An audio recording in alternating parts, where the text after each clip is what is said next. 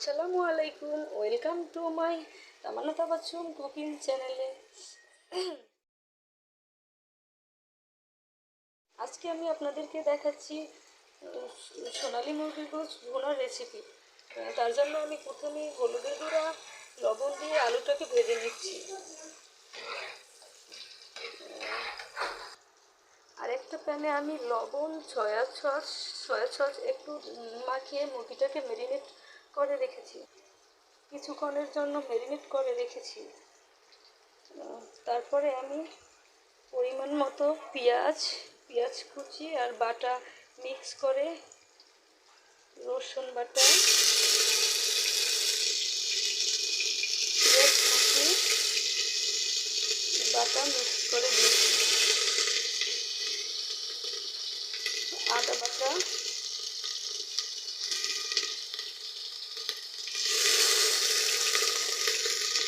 একটু ছেলেমের জন্য কাঁচামরিচ, ব্লেন্ডারে করে রাখা 1 চামচ জিরার গুঁড়ো নিয়েছি। এর মধ্যে আমি দিয়ে দেব পরিমাণ মতো পানি,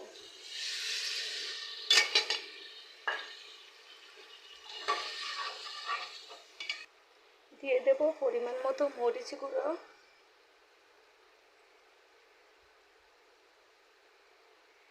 3 চামচ মরিচের গুঁড়ো,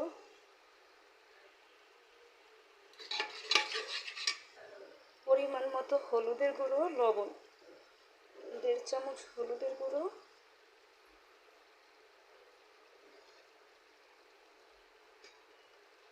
দিয়ে দিচ্ছি লবণ পরিমাণ মতো।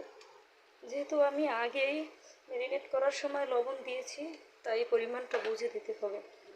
আর এর মাঝেই আমার আলুটা ভাজা দেখুন পুরোপুরিভাবে হয়ে গেছে। সবগুলো আমি একসাথে ভালোভাবে মিক্স করে নিচ্ছি।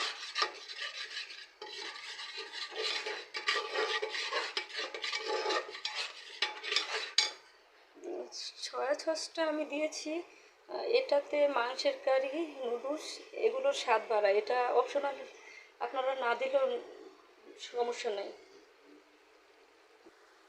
দিয়ে দিচ্ছি 5-6টা এলাচ, দারচিনি, তেজপাতা, 2টা তেজপাতা আমি ছিঁড়ে তারপর দিয়ে দিচ্ছি।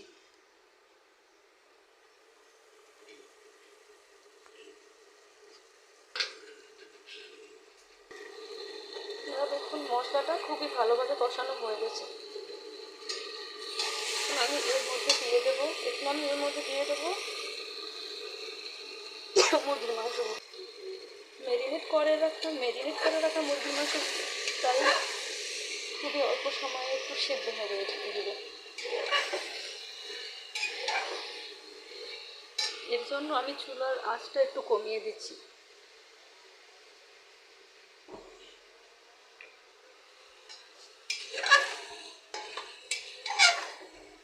মুরগিটা কষানোর জন্য আমি পরিমাণ মতো পানি দিয়ে দিচ্ছি।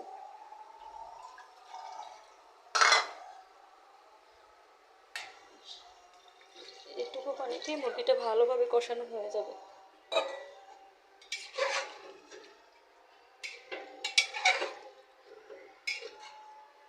আমি ঢাকনা দিয়ে ঢেকে দিচ্ছি।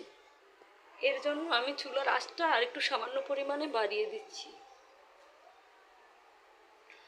কষানো হয়ে গেলে আমি এর মধ্যে ভাজা আলুগুলো দিয়ে দেব। মুরগিটা কষানো প্রায় হয়ে গেছে, তাই দিয়ে দিচ্ছি এর মাঝে ভেজে রাখা আলু। মাংসটা ভালোভাবে কষানো হয়ে গেছে। এখন দিয়ে দিচ্ছি এর মধ্যে পরিমাণ মতো পানি, যেটুকু পানি দরকার মাংসটা পুরোপুরি হইতে।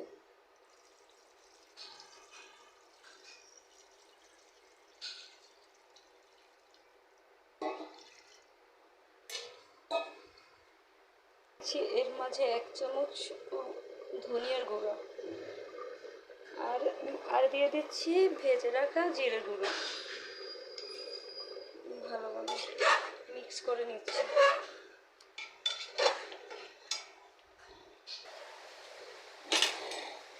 রান্নাটা হয়ে গেছে।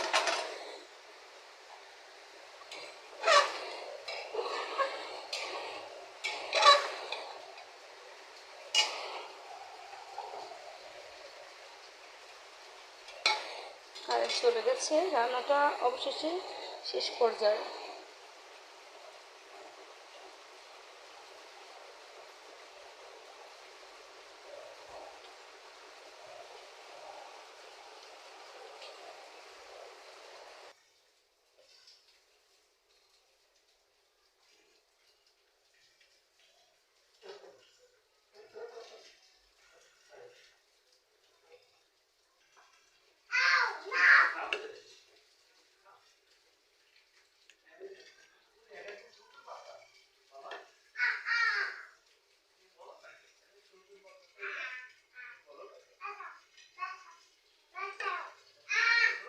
অবশেষে মাংসটা সম্পূর্ণ কমপ্লিট হয়েছে পরিবেশনের জন্য।